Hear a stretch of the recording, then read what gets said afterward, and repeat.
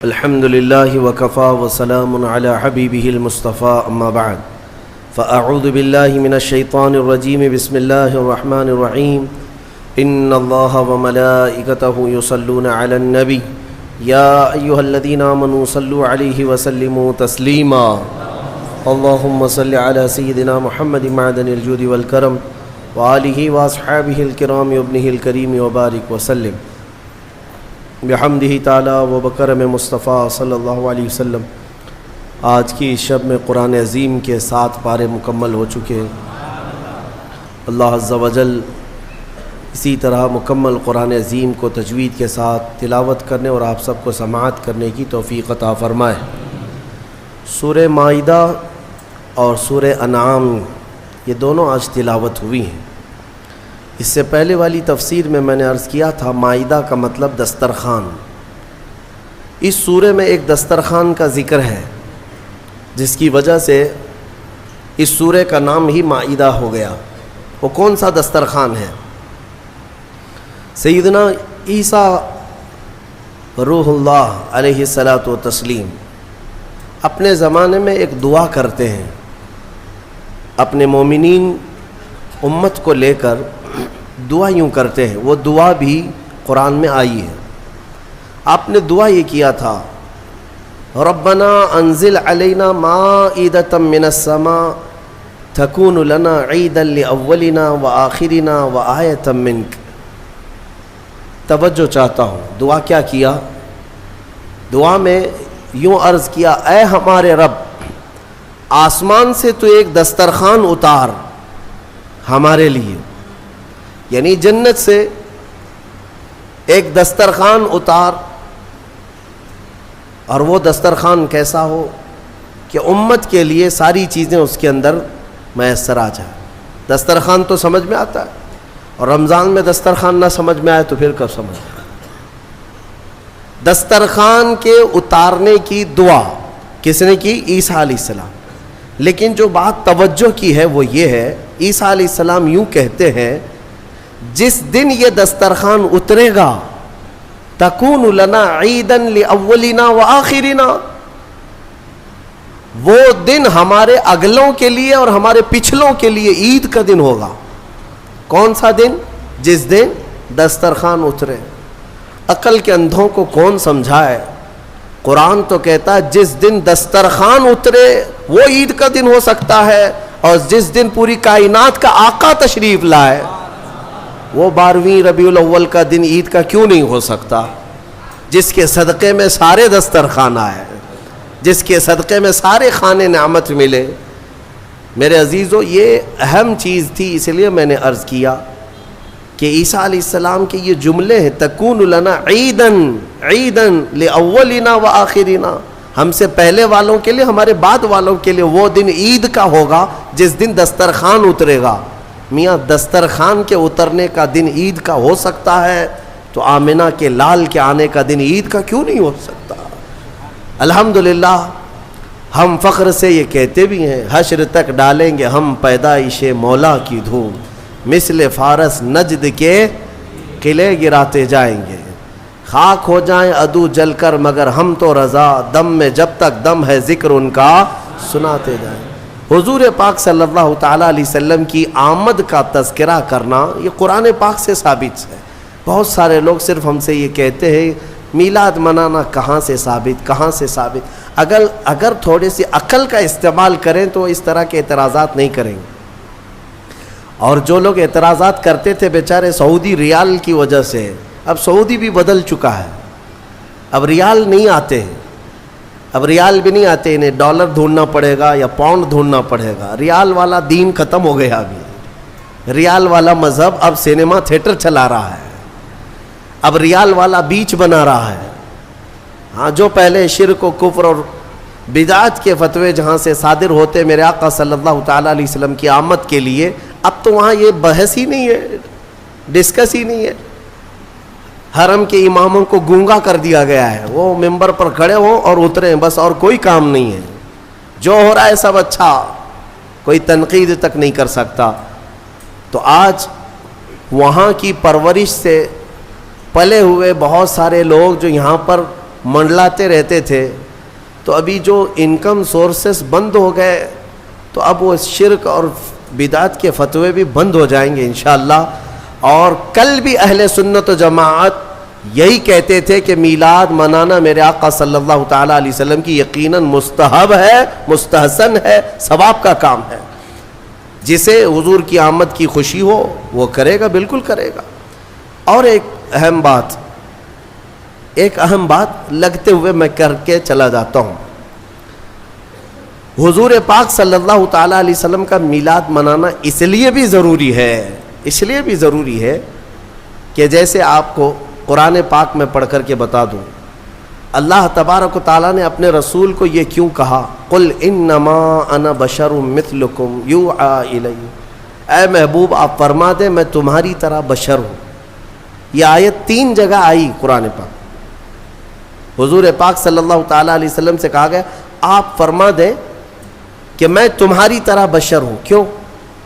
اور اتنا ٹکڑا لے کر کے بہت سارے وہ کہتے ہیں دیکھو رسول ہماری طرح کے بشر ہیں، رسول ہماری طرح کے بشر ہے. یہ کبھی کتے کو جا کر نہیں کہتے کہ دیکھ کتا تو بھی میری طرح ہے، تیری بھی ایک ناک ہے میری بھی ایک ہی ناک ہے، تیرے بھی 2 کان ہیں میری بھی 2 کان ہیں.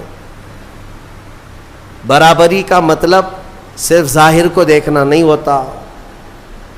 حضور پاک صلی اللہ تعالیٰ علیہ وسلم کو جو یہ حکم ہوا کہ آپ فرما دیں کہ میں تمہاری طرح بشر ہوں، اس کی وجہ کیا ہے کہ رسول پاک صلی اللہ علیہ وسلم کے کچھ معجزات ایسے تھے، معجزات جسے دیکھ کر کے عام انسان خدا نہ سمجھ لیں.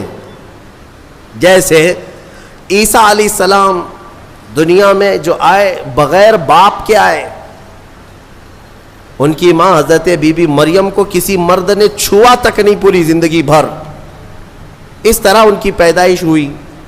تو ان کی چاہنے والے محبت میں اتنا غلو کر گئے کہ عیسیٰ علیہ السلام کو خدا ہی سمجھنے لگ گئے یا خدا کا بیٹا کہنے لگ گئے. عزیر علیہ السلام کی بات میں نے کہا ابھی 2 دن پہلے تفسیر میں سنا آپ نے، 100 سال اللہ نے ان کو سلایا، پھر اٹھایا، پھر وہ واپس اپنی قوم میں آئے. تو یہودیوں نے جب دیکھا کہ 100 سال کے بعد بھی جوان ہے تو یہ اللہ کا بیٹا ہے. تو عجیب و غریب چیزوں کو دیکھ کر کے قوم کبھی کیا کرتی، الگ الگ عقیدے بنا لیتی ہے. میاں وہ تو عیسیٰ علیہ السلام کا ایک معجزہ ہے، عزیر علیہ السلام کا ایک معجزہ ہے، یہاں میرے رسول کے تو پل پل معجزے ہیں، ہاں ہر گھڑی معجزے ہیں. تو یہ سارے معجزوں کو دیکھ کر کے کوئی یہ نہ کہے یہ رسول کیسا ہے، اس کی چاند پہ بھی چلتی ہے سورج پہ بھی چلتی ہے، چاند کو کہے تو پھٹ جائے، سورج کو کہے تو ڈوبنے کے بعد نکل آئے، تو یہ خدا تو نہیں ہے.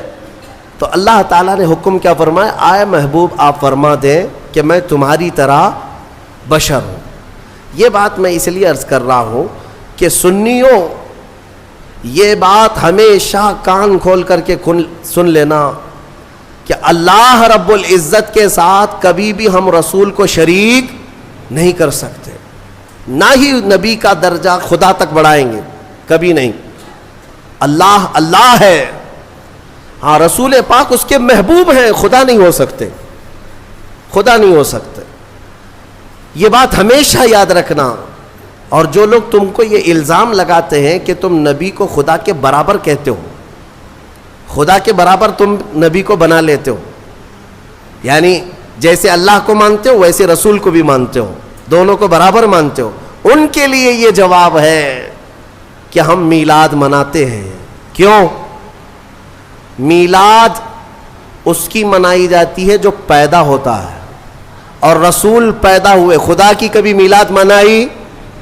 کیوں؟ خدا کبھی پیدا نہیں ہوا. لم یلد ولم یولد ہمارا عقیدہ ہے، نہ وہ پیدا ہوا ہے کسی سے اور نہ اس سے کوئی پیدا ہوگا. خدا کی ولادت کا دین نہیں آ سکتا، نہ ہی اس کا میلاد ہو سکتا ہے. رسول کا میلاد سنی منا کر یہ بتاتے ہیں کہ رسول پیدا ہوئے ہیں اور ہم رسول کو خدا کے برابر نہیں مانتے. یہ میلاد بھی جو ہے شرک کو ختم کرنے کا ذریعہ ہے، شرک کو ختم کرنے کا ذریعہ ہے کہ کہیں کوئی انجانے میں یہ نہ سمجھ لے کہ رسول بھی خدا کے برابر ہے. نہیں، ہم بار بار میلاد منا کے بتائیں گے رسول پیدا ہوئے تھے اور خدا پیدا نہیں ہوتا. آخر میں اتنا ہی کہوں گا, میں مانتا ہوں اے عقل والو, میرا محمد خدا نہیں ہے, مگر دلوں میں یہ نقش کر لو کہ وہ خدا سے جدا نہیں ہے. یہ عقیدہ ہے. بہرحال سورہ مائدہ کی کچھ آیتیں آپ کے سامنے عرض کر دیتا ہوں. سورہ مائدہ میں اہم آیت ہے. اللہ تعالیٰ نے فرمایا من قتل نفسا بغیر نفس او فساد فی الارض فکأنما قتل الناس جميعا. جس نے ناحق کسی ایک انسان کا قتل کیا, اس نے پوری انسانیت کا قتل کیا, پورے دنیا کے انسانوں کا قتل کیا. ومن احیاہا فکأنما احیا الناس جميعا. اور جس نے کسی ایک کو بچایا, کسی ایک کی زندگی کی حفاظت کیا, گویا کہ اس نے پوری انسانیت کو بچایا.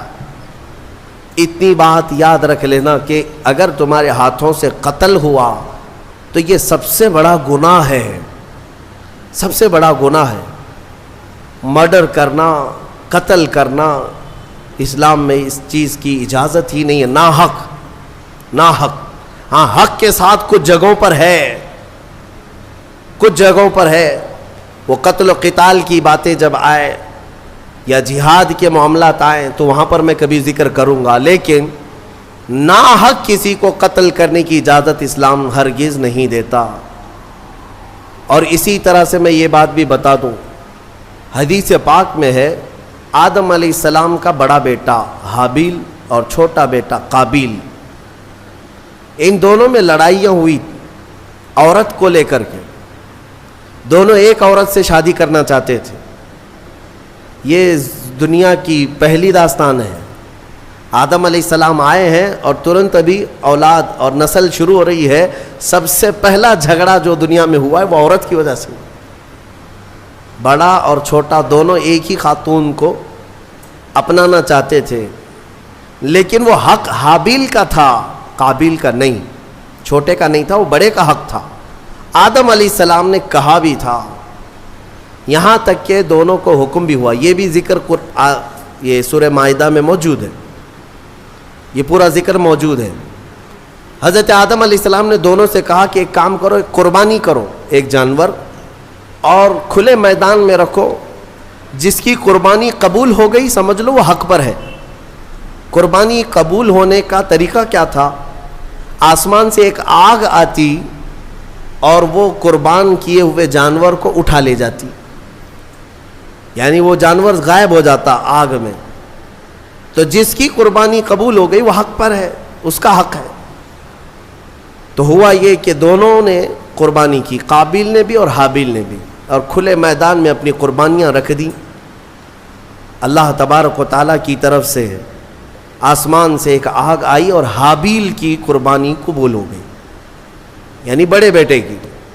شادی کرنے کا اختیار بڑے کو ہی تھا. اب قربانی سے بھی پتہ چل گیا کہ حق پر یہ حابیل ہی ہے, تب بھی یہ قابیل ماننے کو تیار نہیں تھا. عورت یہ ایک ایسے فتنے کو جنم دے دی. ساری عورتوں کی بات نہیں کر رہا ہوں, عورت کا یہ ایک ذریعہ ایسا بن جاتا ہے جس میں بڑے بڑے بھسم ہو جاتے ہیں, کئی لوگوں کے تقوی ختم ہو جاتے ہیں. تو قابیل نے کہا کہ نہیں, یہ میرا ہی حق ہے, میں ہی اپناؤں گا, میں ہی نکاح کروں گا, میں ہی شادی کروں گا. جھگڑا اتنا بڑا. آدم علیہ السلام کچھ دنوں کے لیے باہر تھے تو ابلیس وہاں سے اپنی ڈیوٹی شروع کرتا ہے. سب سے پہلے انسانوں کو گمراہ کرنے کا جو اس نے شروعات کیا, قابیل کو آ کر کے اس نے طریقہ بتایا, ایک بڑا پتھر لے لے اور حابیل کے سر پہ مار دے, وہ مر جائے گا, ختم ہو جائے گا. اب تک کسی کی موت دنیا میں ہوئی نہیں ہے, نہ ہی مرڈر ہوا ہے, نہ قتل ہوا ہے, اور پتہ بھی نہیں کیسے قتل ہوتا ہے, کیسے مرتے ہیں, یہ بھی نہیں معلوم تھا. شیطان نے سب سے پہلے یہ طریقہ بتایا. تو قابیل نے ایک بہت بڑا پتھر اٹھایا اور اپنے بڑے بھائی حابیل کو, وہ ایک جگہ بیٹھا تھا, پیچھے سے جا کر سر پر دے مارا. پتھر کی چوٹ لگتے ہی وہ گر گیا اور وہیں انتقال کر گیا, موت ہو گئی حابیل کی. اب اس کو یہ تک نہیں معلوم تھا کہ مرے ہوئے کے ساتھ کرنا کیا ہے. قرآن کہتا ہے فَبَعَثَ اللَّهُ غُرَابًا يَبْحَثُ فِي الْأَرْضِ لِيُرِيَهُ كَيْفَ يُوَارِي سَوْءَةَ أَخِيهِ. اللہ نے کوے کو بھیجا. 2 کوے لڑتے لڑتے آئے اور ایک دوسرے کو ٹھونگ مار رہا تھا. مارتے مارتے ایک کوے نے دوسرے کو گرا دیا, دوسرا مر گیا. یہ قابیل بیٹھا دیکھ رہا تھا کووں کے جھگڑے کو, اور اپنے بھائی کو بھی دیکھ رہا تھا کہ وہ مری ہوئی ایک لاش ہے, کیا کیا جائے. تو کووں کو سامنے اس نے دیکھا, لڑتے لڑتے ایک کوا مر گیا. دوسرے نے کیا کیا, کوے نے جلدی سے اپنے پیروں سے تھوڑی سی مٹی ہٹائی زمین کی, اور دوسرے کوے کو گڑھے میں داخل کر دیا اور پھر اس پر مٹی پھیر دیا. یہ طریقہ دیکھ کر کے قابیل نے پھر اپنے بھائی کو دفن کرنے کا طریقہ سیکھا. قرآن کہتا ہے پھر اس نے اپنے بھائی کو دفن کیا.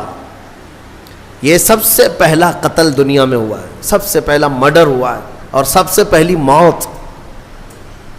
اب حدیث رسول میں تمہیں سنانا چاہتا ہوں. میرے آقا صلی اللہ تعالیٰ علیہ وسلم ارشاد فرماتے ہیں, قیامت تک جتنے بھی قتل ہوں گے, قتل کرنے والے کو تو گناہ ہے ہی, لیکن ہر قتل کا گناہ قابیل کو دیا جائے گا. ہر قتل کا گناہ قابیل کو ہوگا, کیونکہ دنیا میں سب سے پہلا گناہ قتل والا اس نے شروع کیا. اسی لیے اس سے ریلیٹڈ ایک حدیث پاک بھی میں آپ کے سامنے نظر کر دوں. رسول مختار صلی اللہ تعالیٰ علیہ وسلم ارشاد فرماتے, من سن سنتا حسنتا فلہ اجرہا واجر من عمل بہا. جس نے کوئی نیا طریقہ ایجاد کیا, اللہ تعالیٰ اس ایجاد کرنے کا ثواب بھی اسے دے گا, اور جتنے عمل کرتے رہیں گے ان سب کا بھی ثواب اسے دیا جائے گا. اور عمل کرنے والوں کے ثواب میں کوئی کمی نہیں ہوگی, ان کو سب کو ملتا رہے گا. لیکن جس نے شروع کیا اس کو بھی ملے گا, اس کو سب کے برابر ملے گا. وَمَن سَنَّ سُنَّةً سَيِّئَةً فَلَهُ وِزْرُهَا وَوِزْرُ مَنْ عَمِلَ بِهَا. اور میرے آقا صلی اللہ علیہ وسلم فرماتے ہیں, جس نے کوئی برا طریقہ اختیار کیا, ایجاد کیا, تو اس برا کرنے کا گناہ تو ہے ہی, لیکن اس کا دیکھا دیکھی جتنے لوگ گناہ کرتے جائیں گے ان سب کا گناہ بھی اس ایجاد کرنے والے کو دیا جائے گا. سوچو اے نوجوانوں, کئی لوگ ایسے ہیں جو نت نئے کام شروع کرتے ہیں اور اس کے بعد پورے نوجوان اس کی پیروی میں لگ جاتے ہیں.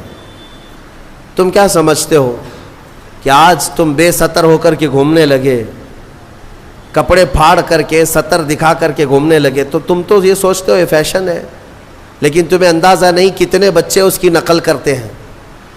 تمہیں دیکھ دیکھ کر کے جتنے بچے نقل کریں گے, جتنے حرام کرتے رہیں گے, ان سب کے حرام کا گناہ تمہارے سر پر آئے گا. شروعات تم نے کی ہے, شروعات جس گناہ کی بھی تم کرو گے اس کا گناہ بہت طویل ہے. اسی طرح سے کچھ لوگ ہنسی مذاق میں کچھ ایسے کاموں کی ابتدا کر جاتے ہیں جو ہمیشہ ہمیش کے لیے لوگ اس کی تقلید کرتے رہتے ہیں اور اس کے پیچھے چلتے رہتے ہیں. یہ گناہ ہے, اور اس گناہ کا وبال اور اس کا پورا بوجھ شروع کرنے والے پر ہوتا رہے گا. اس لیے میرے عزیزوں, خدا را کبھی اپنی طرف سے کوئی ایسا برا کام مت ایجاد کرنا کہ جو کنٹینیو ہو جائے اور پھر تمہاری نقل کرتے کرتے ہزاروں نہیں لاکھوں لوگ اس گناہ میں مبتلا ہو جائے.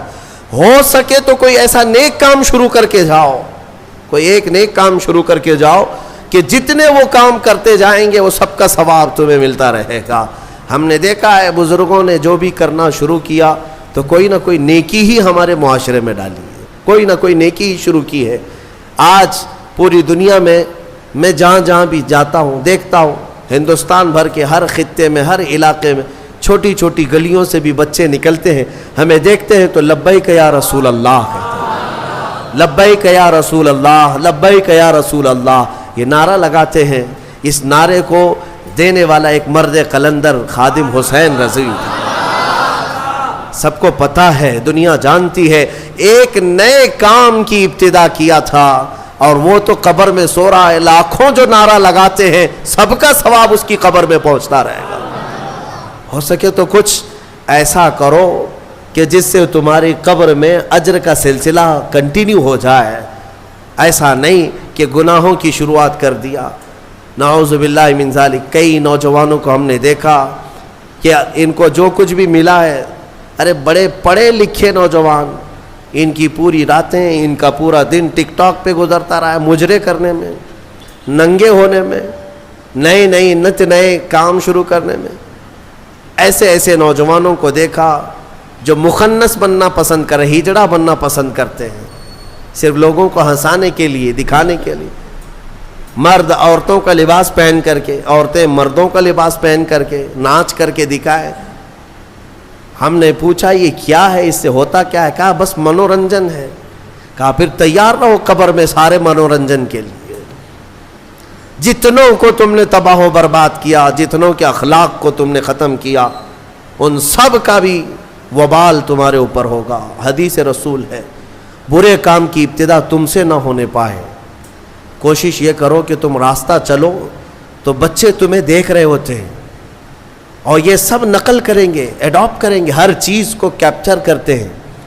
تو کوشش یہ کرو کہ ہماری اچھی چیزیں ان بچوں میں منتقل ہو جائیں، برائیاں نہیں. اللہ تبارک و تعالی برائیاں ایجاد کرنے کی بجائے ہمیں اچھائیوں کی ایجاد کرنے کی توفیق عطا فرمائے. میں نے جو آیت ذکر کی آپ کے سامنے، جس نے ایک قتل کیا اس نے پوری دنیا کا قتل کیا. اس تفسیر میں ایک بہت ہی پیاری حکایت مولا علی کرم اللہ وجہہ الکریم کے متعلق ملتی ہے.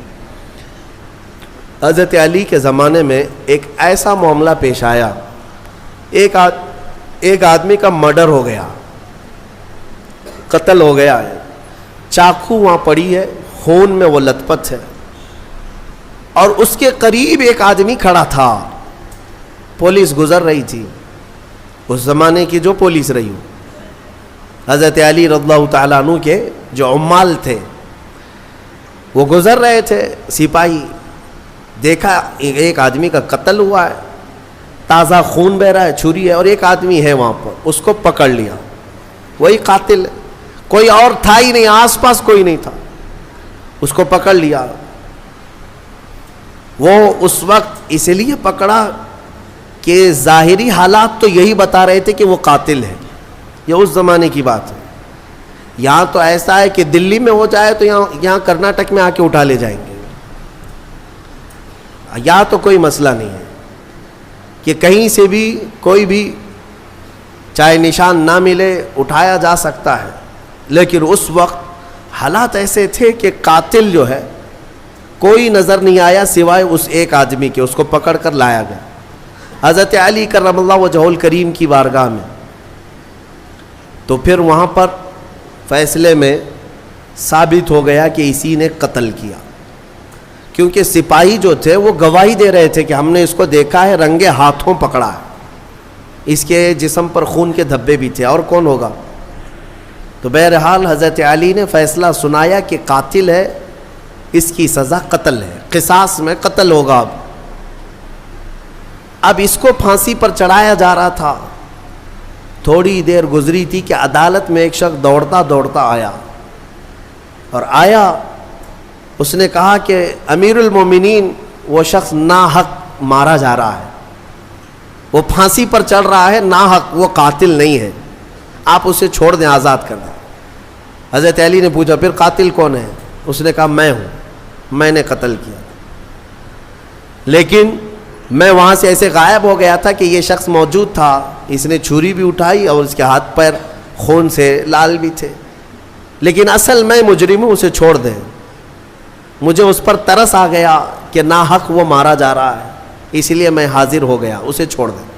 حضرت علی نے اسے چھوڑ دیا. اب جو اصلی قاتل تھا اسے پکڑا گیا، اس کو لایا گیا. اب ظاہر سی بات ہے اب یہ اقبالی مجرم ہے، اقراری مجرم ہے.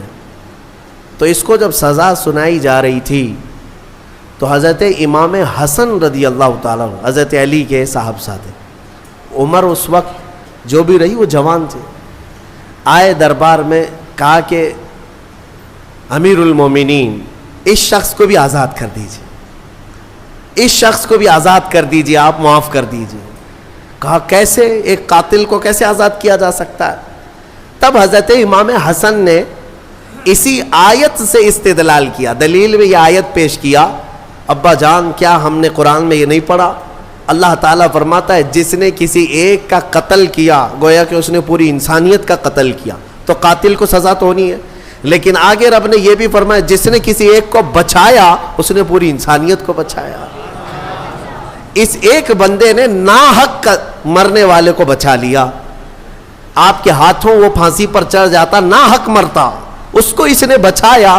اس بچانے کی وجہ سے اس کو آپ آزاد کرتے. فیصلے میں اس شخص کو آزاد کیا گیا. میرے عزیزوں, یہ آیت کریمہ سے میں یہ بتانا چاہوں گا کہ الحمدللہ اسلام نہ کبھی آتنک, نہ دہشت, نہ ٹیرر جیسے الفاظ کا اپیوگ کرتا ہے, استعمال کرتا ہے, اور نہ ہی ہم نے کبھی اپنی ڈکشنریوں میں اس کو دیکھا ہے. قتل اور ڈرانا دھمکانا یہ دنیا کے حصے میں ہے, اسلام کے دامن میں نہیں ہے. الحمدللہ یہ ہو کیا رہا ہے, ہمارے لوگ پڑھے لکھے کم ہیں, اور جو میڈیا بتا دے اس کو آمنا صدقنا کر جاتے ہیں. ہاں صبح سے شام تک یہ بھونک رہے ہیں صحیح ہوگا, دیکھ کر کے کچھ لوگوں کو ایسا لگنے لگا ہے کہ ہاں یہ صحیح ہوگا. ان کا کام یہ ہے کہ ایک جھوٹ کو 100 بار بولتے جائیں. میاں یہ میڈیا کب بکرے کو کتا بنائے اور کب کتے کو بلی بنائے تمہیں کچھ نہیں پتا چلے گا, تم تو مانتے رہ جاؤ گے. آپ نے سنا ہوگا نا, ایک شخص بازار سے بکرا خریدا, 3 لوگوں نے طے کر لیا تھا کہ اس کو ہڑپنا ہے, لیکن پلاننگ کیسے کی تھی؟ 4 لوگ تھے, یہ چاروں ٹھگیوں نے برابر فاصلے پہ راستے میں کھڑے ہو گئے. بکرا خریدا ہے بیچارہ بھولا آدمی, لے جا رہا ہے گھر پہ. پہلا والا اس سے کہتا میاں کتا کتنے کا خریدے؟ جھگڑنے لگ گیا کہ بیوقوف ہے, کتا لگ رہا ہے تجھ کو, یہ بکرا ہے, مارکیٹ سے ابھی خرید لایا ہوں, آنکھیں ہیں یہ کیا ہے تیری؟ بہت جھگڑا کیا. بہرحال پہلا والا تو چلا گیا. آگے وہ چلا, تھوڑی دیر کے بعد راستے میں دوسرا والا تھا, وہ بھی انجان بن کے کھڑا تھا. گزرتے اس نے کہا میاں کتا تو بڑا اچھا ہے تمہارا. سیم ورڈ, سیم وہی بات کہا. تو پھر اس کو غصہ آیا کہ بھائی یہ کتا کیوں کہہ رہے ہو, بکرا ہے. لیکن دل میں تھوڑا سا ہونے لگا, پہلا والا بھی بولا, اب یہ دوسرا والا بھی بولا. اس کے بعد پھر اس سے بھی تھوڑا تو جھگڑا ہوا, آگے بڑھا. تیسرا بھی برابر پوائنٹ پہ کھڑا تھا. ایک دوسرے کی کوئی شکل ملتی جلتی نہیں ہے, لباس نہیں ہے, راستہ الگ ہے. تیسرا بھی ملا اور کہا میاں کتا کتنے کا خریدے؟ بہت اچھا کتا ہے. اب اس کا شک بڑھ گیا, میری آنکھیں تو کہیں اندھی نہیں ہے, میں بکرا لایا تھا کہ کتا لایا؟ وہ ٹٹول کر کے دیکھنے لگا, کہیں دھوکہ مجھے تو نہیں ہو رہا ہے. ایسا کیسے ہو سکتا ہے کہ 3 لوگ, وہ بھی راستے میں الگ الگ, سب کتا ہی بول رہے ہیں, بکرا نہیں کہہ رہے. اس کو بہت دل میں یہ ملال ہونے لگا کہ مجھے میری آنکھوں میں کچھ ہو گیا ہے. آگے گھر قریب تھا کہ چوتھے نے آخری کیل ٹھونک دی. چوتھے نے کہا میاں کتا تو بہت اچھا ہے آپ کا, کتنے کا کتا خریدے؟ اب بیچارہ وہ بکرا چھوڑ کر بھاگا. نہیں مجھ سے ہی غلطی ہوئی ہے, ایک آدمی بولتا, 2 بولتے, یہ 4 لوگ اس کو کتا ہی بول رہے ہیں. یہ بکرا نہیں ہے, کتا ہے. یہ ساری میڈیا اسی طرح کتا بنا رہے ہیں, اسی طرح کتا بنا رہے ہیں. تمہارے پاس بکرا ہے, لیکن بار بار جب کتا کتا کہا جاتا ہے تو لگنے لگتا ہے کہ کہیں ایسا تو نہیں ہے کہ میرے پاس بکرا نہیں ہے. میرے عزیزوں ایک بات یاد رکھنا, یہ دن میں 100 مرتبہ تسبیح پڑھیں تمہارے لیے, تمہارے خلاف, تب بھی قرآن کہتا ہے کہ ایمان والے استقامت والے ہوتے ہیں. استقامت, ہاں ان پر تو بجلیاں گرے کہ پہاڑ گرے, یہ ٹس سے مس نہیں ہوگا. بلکہ مومن کا عقیدہ یہ ہے کہ اللہ ایک ہے, محمد سچے رسول ہیں, اور اسلام پر اس کا کوئی شک نہ ہو. تو بہرحال میں جو بات عرض کر رہا تھا وہ یہ ہے کہ قتل کے معاملات کو لے کر جو پروپیگنڈا پھیلایا جاتا ہے, اگر میں آنکڑے رکھوں نا, تعداد رکھوں, تو حیرت میں آنکھیں پھٹی رہ جائیں گی. حضور پاک صلی اللہ تعالیٰ علیہ وسلم کے کل جو غزوات ہوئے ہیں نا, جنگیں 17 ہیں. حضور نے 10 سال میں کتنی جنگوں میں شرکت کی؟ 17. اور پورے ٹوٹل 17 جنگوں میں کتنے لوگ مرے تھے؟ کتنے لوگ پورے ٹوٹل 17 جنگوں میں, 17 غزوات میں جو مخالف پارٹی کے لوگ مرے ہیں, ان کی کل تعداد 248. ٹوٹل کتنی؟ 250 کے قریب 10 سال کے اندر مرے ہیں. 10 साल के 250 पूरी काउंट करेंगे। अब आओ मैं तुम्हें बताता हूँ, ये दुनिया को जो अमन का पाठ पढ़ाते हैं, world war first, world war second, जो दुनिया की सबसे बड़ी जंगें हुई है ना, दुनिया की जंग अजीम, पहली जंग अजीम, दूसरी जंग अजीम, कितने मारे गए इसमें पता है आपको? वर्ल्ड वार फर्स्ट जो 1920 के करीब थी, उसमें 3 करोड़ लोग मारे गए थे, 3 करोड़। और वर्ल्ड वार सेकंड में 5 करोड़ लोग इतने मारे गए हैं, और यहाँ 250। और इस्लाम फिर भी कत्ल वाला है। इन्होंने लाशों के अंबार लगा दिए पूरी दुनिया में। आपको पता है, आज सिर्फ 10 साल होने को आ गए, मुल्क शाम में 8 लाख लोग मारे जा चुके इनकी जंगों में, 8 लाख लोग। इराक में भी वही, यमन में भी वही, अफगानिस्तान में भी वही। पूरी दुनिया में लाशों का अंबार बिछाया है अमेरिका ने और उसके इत्तेहादी फौजों ने। लेकिन कभी ये नहीं कहा जाता कि वो टेररिस्ट हैं, ये नहीं कहा जाता। ये जहां उतरते हैं बमों से मार मार कर पूरी ज़मीनों को बंजर कर डालते हैं। इराक में अगर आपको जाना होगा, आप देखना, 15-20 साल पहले की बात मैं बता रहा हूँ, एक बड़ा ग्राउंड था, बागीचा था, और अब हम वहाँ जाकर देखते हैं तो पूरा बागीचा कब्रिस्तान है, पैर रखने की जगह नहीं, इतनी कब्रें हैं वहाँ पर। पूरा मैदान कब्रों से भर गया है। नए नए मैदान तो इन्होंने कब्रिस्तान में बदल दिए। ऐ मुसलमानों, ज़रा मुताला करो, दुनिया यही ठगी बना रही, ये ठगी है। खुद का दामन नापाक है, कत्ल से इनके खून, इनके हाथ रंगे हैं, लेकिन दुनिया इस्लाम को और मुसलमानों को कातिल बताने में कोई शोशा नहीं छोड़ती, कोई शोशा नहीं छोड़ती। अल्हम्दुलिल्लाह यहाँ दीन इस्लाम में जानवरों को भी मारने का हुक्म नहीं है। हाँ, ये बात याद रख ले, हर चीज़ का हिसाब होना है। जो कत्ल हुए जंगों में, वो जाहिर सी बात है, वो उसूल थे कि जिसने तलवार उठाया उसके खिलाफ जंग थी, बाकी किसी के लिए नहीं। घर में बैठे हुए आदमी को जाके मारने का हुक्म नहीं है। किसी पर जाकर अटैक करना, सुसाइड बम लगाना, ये इस्लाम के तरीके है ही नहीं। लिहाजा इस थ्योरी को हमेशा समझा करें, दुनिया जो पढ़ा रही है वो गलत है। कत्ल के सारी दास्तानें उन्होंने लिखी हैं, इस्लाम का दामन इससे पाक है अल्हम्दुलिल्लाह। कत्ल की या मर्डर की तालीम इस्लाम नहीं देता। हाँ, चंद जमातें जो अभी पूरी दुनिया में मुसलमान नाम से पनपती हैं, मैं यकीन के साथ कहता हूँ इनका इस्लाम से कोई ताल्लुक़ नहीं। चाहे वो IS हो या फिर लश्कर या कोई दूसरी तंजीमें जो नाहक मुसलमानों का खून बहाती हैं या नाहक किसी पर अटैक करती हैं, इस्लाम का ये तरीक़ाकार है ही नहीं। और ये हकीकत में उन्हीं के पाले हुए लोग हैं, उन्हीं के पाले हुए लोग। हमने इराक में सुना भी है, मालूम भी किया है, ये आए कहाँ से थे, ये IS और दाइश, ये सब के सब इन्हीं यहूदियों और अमेरिका के पैदा किए हुई जमातें थी, इनको सपोर्ट वहीं से था। बाकी एक बात मैं आपको बता देता हूँ, एक ईसाई पादरी गुजर रहा था अपनी 2 बेटियों के साथ कार में। तवज्जो चाहता हूँ, बहुत अहम बात है। वो कार में जा रहा था और कुछ गन लेकर के खड़े थे, गन लेकर के, बड़ी बड़ी दाढ़ियाँ थी, इस्लामी लिबास था, और वो जिसको देखो उसको मार रहे थे रास्ते में। बीच रास्ते में इस ईसाई पादरी को भी रोक दिया उन्होंने। 2 बेटियां भी थी उसके साथ। उतारा, कहा कि तू मुसलमान है या गैर मुस्लिम है? उसने कहा मैं मुस्लिम हूँ। उसने कहा मैं मुस्लिम हूँ। कहा तो फिर कुरान पढ़ के दिखा। तो उसने पढ़ना शुरू किया, बाइबल पढ़ा उसने, अरबी में जो बाइबल थी वो पढ़ा। पढ़ने के बाद उन्होंने कहा ठीक है जाओ, तुम्हारा रास्ता ठीक है, क्लियर है। वो आगे चल पड़ा। उसकी बेटियां पूछने लगी बाबा आपको तो कुरान आता नहीं, आप तो बाइबल पढ़े उसके सामने।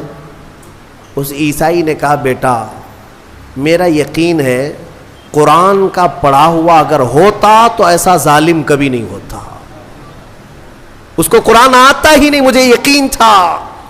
اور قرآن اگر آتا تو ایسا ظالم نہیں بنتا کہ راستے میں کھڑے ہو کر ناحق لوگوں کا قتل کر رہا ہوتا۔ یہ عیسائیوں کا بھی یقین ہے کہ قرآن کا سمجھنے والا کبھی قاتل نہیں ہوتا، ظالم نہیں ہوتا۔ اللہ تبارک و تعالیٰ اس ظلم کی دنیا سے ہمیں آزاد فرمائے۔